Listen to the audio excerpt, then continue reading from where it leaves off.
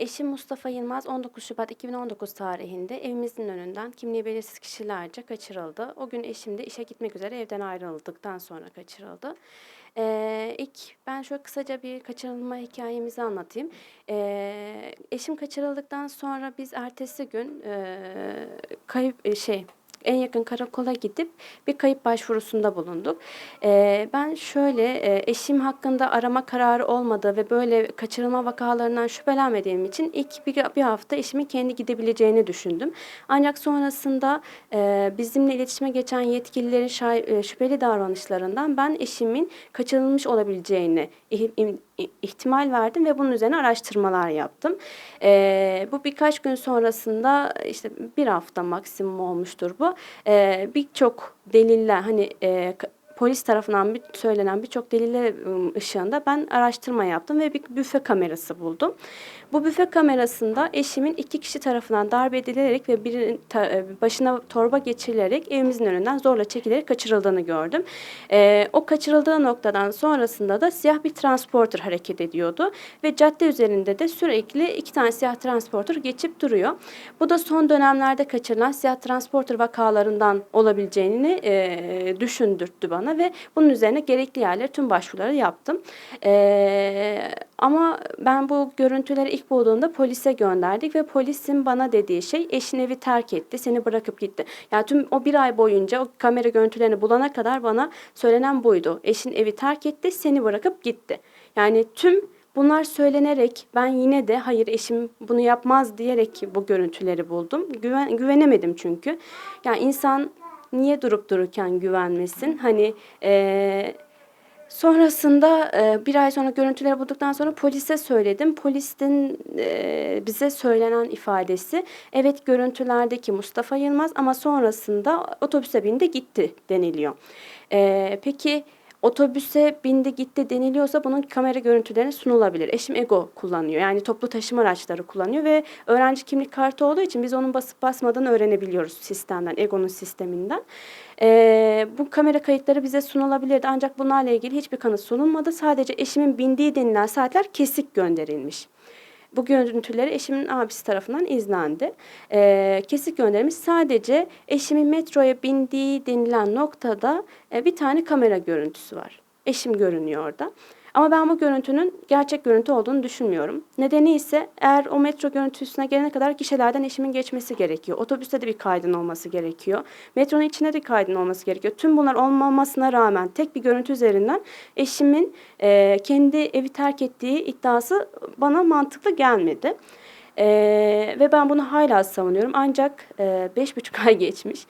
Hala geçenlerde bana Türkiye Büyük Millet Meclisi İnsan Hakları Komisyonu'ndan emniyet tarafıyla gelen cevap bana ulaştı ve orada da söylenen şey eşin işte Mustafa Yılmaz'ın şu karta bastığı, şuralardan geçtiği görülmektedir söyleniyor.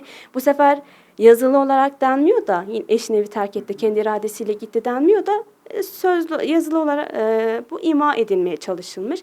Yani 5,5 ay olmuş. Daha neyin hala kurgusu yapılmaya çalışılıyor? Birçok delil var ortada. Ve Ankara gibi yani ülkemizin başkenti Ankara gibi bir yerde milyonlarca kameranın ortasına bir insan kaçırılıyor ve deniliyor ki eşini evi terk etti. Terk ettiyse beni bıraktığını bileyim yani. Bana bunu sun. Ama bunu da sunulmuyor. Diğer yönden kaçırıldığına dair şu kişiler kaçırdı bu da söylenmiyor. Yani böyle bir arada derede yaşıyorum yani.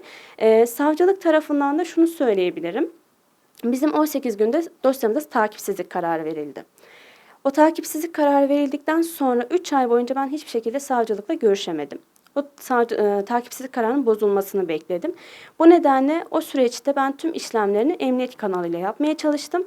Ancak onlarla da verimli, etkin bir yol ilerleyemedik.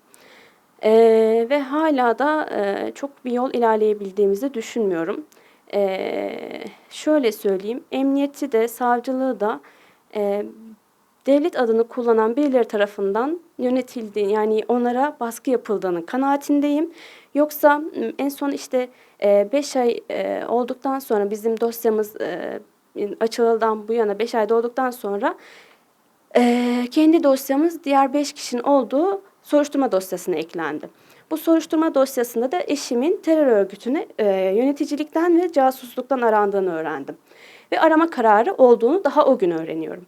Ya mesela bir insan hakkında arama kararı varsa ilk önce evine gelip bakılır değil mi? Yani ama ben 5 ay sonunda bunu öğrenmiş bulundum. Bu da normal değil yani. Hani her tarafıyla böyle şüphelerin olduğu bir vakada ben hala eşin evi terk etti bakış açısıyla bana söyleniyorsa bunlar beni sizin işlerinizi etkin ve etkili şekilde yürütmediğinizi gösteriyor. Eğer ki eşim de bugün savcılıkla görüştüm. Diyor ki biz eşini arıyoruz. Bununla ilgili de işlemleri yapmaya çalışıyoruz. Şimdiye kadar eğer yargısal bir sürece girseydi eşin biz sana haber verirdik.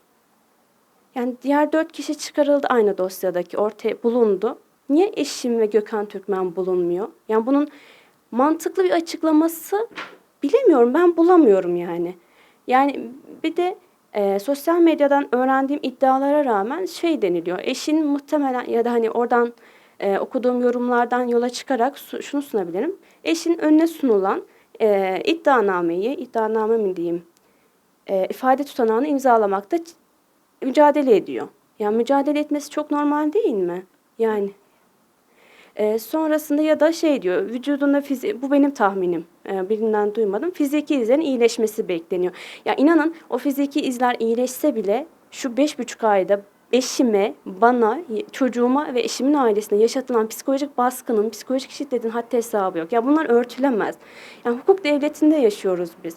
Ve her şey ellerinde. Emniyeti, savcısı, kolluk görevlileri, yani her şey ellerindeyken hala bir insanın 5,5 aydır ortaya çıkarılamamasının hiçbir izahını ben göremiyorum yani. Yani ve bilmiyorum, ben kendimi duygusal anlamda şöyle açıklayayım kısacası. Yaşadığımı bilmiyorum. Sadece nefes alıyorum. Yaşamıyorum yani. Hani yaşayan ölü gibiyim diyebilirim size. Hani hayat o kadar zorlamaya başladı ki, evet, özellikle 4 kişi çıkarılmadan önce mücadeleme yine devam ediyordum ama 4 kişi çıkarıldıktan sonra benim böyle endişelerim daha da arttı. Evet, bir umut oldu ama endişelerim artmadı değil yani. Hani ve onların yaşadıkları, yani o çıkarılan kişilerin ailelerin aktarımlarına göre söylenenler, fiziki olarak gördükleri beni endişelendirmeye devam ediyor ve eşim hala bu süreci yaşıyor.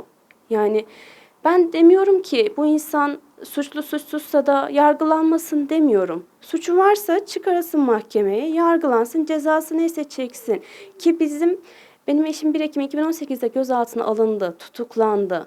Ya biz 100 günlük bir tutuklama süreci de yaşadık. Ben hiçbir zaman demedim ki eşimin hiç suçu yok, gidiyor burada çekiyor. Hani evet, suçu mantıken yoktu ama yine de gitti orada, cezası neyse söylenen mahkemenin söylediğini yaptı. Hani adalet karşısında boynumuz kıldan ince, bizim buna itirazımız yok. Ama böyle kaçırılma, eğer siz ikamet adresinden bulunan bir kişiyi kaçırmaya kalkıyorsanız demek ki bu kişiden suç bulamıyorsunuz ya da bu kişi hakkında somut delilleriniz yok ve bunu başka türlü halletmeye çalışıyorsunuz. Bu akla ziyan bir durum yani. Hani mantık çerçevesinde değil, insanlık çerçevesinde hiç değil. Yani ben bunu söyleyebilirim. Ve şöyle söyleyeyim, eşimle ilgili başından beri bir kurgu var. İşte o metroya basılması, telefonunun sinyalinin diğer iş güzergahından gelmesi vesaire. Bunun nedeni ise şöyle: eşim kaçırıldıktan sonra onu kaçıran kişilerden birisi montunu, telefonunu, cep telefonunu, cüzdanını alıp eşimmiş gibi o güzergahta devam ediyor. Sonra bir noktada iniyor ve orada telefon sinyali kapanıyor. Sonra eşime ulaşamıyoruz. Yani şöyle, emniyet, işte 28 Temmuz gecesi ben emniyeti aradım, terör şubeyi aradım. Mustafa Yılmaz adında biri yok denildi. Sonra kayıp şubede de bizim dosyamız var. Oradaki polisi de aradım. Gözaltı kararı yok. Gözaltı kararı olursa biz seni haberdar ederiz dediler. Emniyet kanalıyla bu kadar işleyen süreç. Savcılığa da ben henüz bugün gidebildim ve kendisinin bana söylediği, biz de eşini arıyoruz. Bana söyle, Mustafa şurada de, ben gideyim orada onu gözaltına alayım. Yani bunu ben de bilsem gidip kendim bulacağım, size teslim edeceğim bir suçu varsa. Hani bu benim şeyim altında olan bir durum değil. Benim yönetebileceğim ya da size iletebileceğim bir durum değil. Bunu sizin bulmanız, söylenmeniz gereken bir şey. Ve savcılığın dediği şey, biz kolluk kuvvetlerine yazdık. Onlardan haber bekliyoruz. Yani bir insanın hayatı söz konusu, sağlığı söz konusu. Tamam, yani bir suç isnadıyla orada şey yapıyor olabilirsiniz ama bilmiyorum, ben bu şekilde rahat demeyeyim de, yani bilmiyorum, bunun tarifi yok ya. Hani ve şöyle söyleyeyim, aldığım cevaplar konusunda hiçbir şekilde resmi kurumlardan hiçbir şekilde etkin bir cevap alamadım. Yani İçişleri'ne yazıyorum, savcılığa yönlendiriyor. Savcılığa yazıyorum, İçişleri yapmazsa ben ne yapabilirim? Kolluk güçleri ne yapmazsa ben ne yapabilirim diyor. Sonra birçok insan hakları merkezine yazdım resmi kurumlardan. Onlar da dedikleri bana emniyete yazıyoruz, emniyetten haber bekliyoruz. Emniyetin dediği şey belli. Yani ya bu iş güzergahında gitti, sonrasında kendinden haber alınamadı. Ama yani birçok kamera kaydı var ve şu an üzülerek söylüyorum, birçok kamera kaydı silindi. Birçok delil karartıldı. Peki bunların sorumluları kim? Ne olacak? Yani bir insan hayatını böyle çöpe atmak kolay mı? Bu kadar mı kolay? Yani hani ben bilmiyorum ya. Onların bakış açısıyla bakmaya çalışıyorum olaya. Onlar hani düşünerek, evet bu insan suçlu, çok çok vahim bir suç işlemiş diye bakıyorlar diye düşünüyorum. Ama bunu yapmam yine de. Hani kaçırılma iddiası kesinlikle hukuksuz bir şey ve kaçırıldıktan sonra bu insanın bir an önce ortaya çıkarılması gerekiyor. Yani ortaya çıkarılmaması adına yapılan adımlar bana mantıklı gelmiyor, insancıl gelmiyor. Yani bilmiyorum gerçekten, hani mesela Kamu Denetçiliği Kurumu'na mobeselerin celp edilmesiyle ilgili yazı yazdım. Kabul edilmedi. Ne oldu şimdi? Silindi. Ne olacak? Neyi örtbas edilmeye çalışılıyor yani? Bilinen gerçekler var. Bunlar bir gün, yani şöyle, genel olarak şunu söyleyebilirim. Kurgulanmış bir şey üzerinden gerçekleri değiştiremezsiniz. Gerçeklerin ilelebet er ya da geç bir gün gün yüzüne çıkma gibi şeyi vardır, yani özelliği vardır. Ama şu dönemde, şu 5,5 aylık süreçte bizim yaşadıklarımızın tarifi yok. Anlatamam size. Yani kızım mesela babasına çok düşkündü. Babası da kızıma çok düşkündü. Mesela bir gün telefonda görüşemeseler akşam eve gelir, kızım ben seninle görüşemedim deyip kucağından indirmezdi kızımızı. Sonrasında telefonda babasının fotoğrafını görüyor ya da durup dururken geliyor yanıma, anne baba aç diyor. Babasının videosunu oradan izliyor. Sonra seviniyor ve üzülüyor. Yani hani özlemi var, hani hissettirmese de. En son 28 Temmuz gecesi ben kötü olunca ertesi gün böyle ağlıyorum. Kendimi tutamıyorum artık. Geldi. Anne ağlama dedi.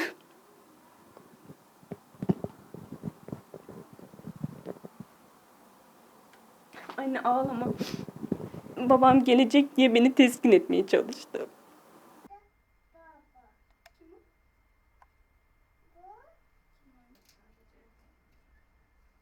İnsan Hakları Derneği'ne başvurularını sundum, anlaştığımları söylüyorum.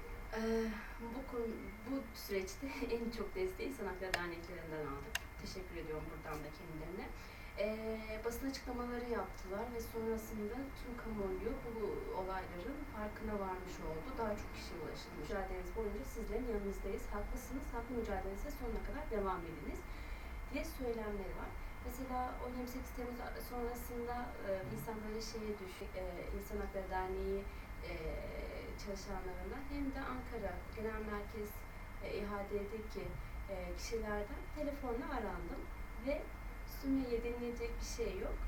Sadece onların desteği sayesinde ben şu an mücadeleme devam ediyorum. Evet haklıydım ama haklıyım, haklı o mücadeleme devam etmem gerekiyor ama insan bir destek ihtiyacı, haberleşme anlamında. Hem haberleşme hem mesela bir komisyonlara ulaşabildiniz mi?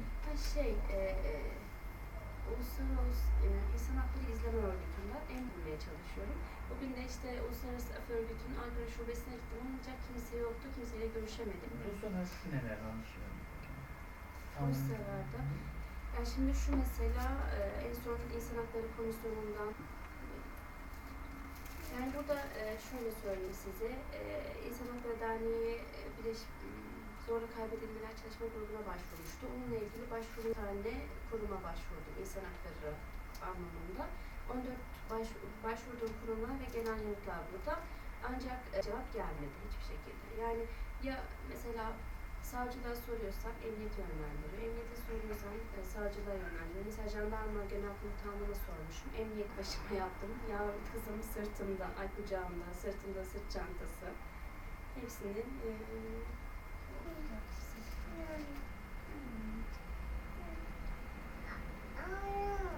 ayran mı? Annenler söylemek ister misin?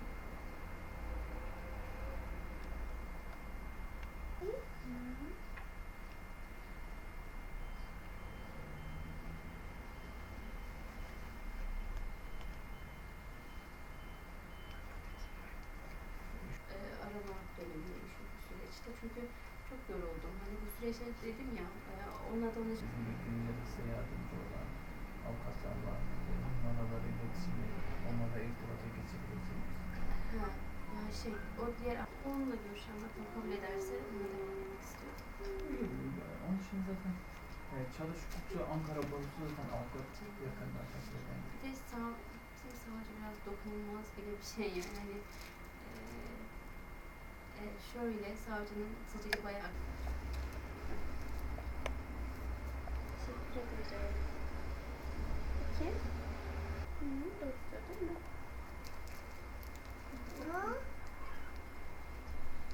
Kimler var orada?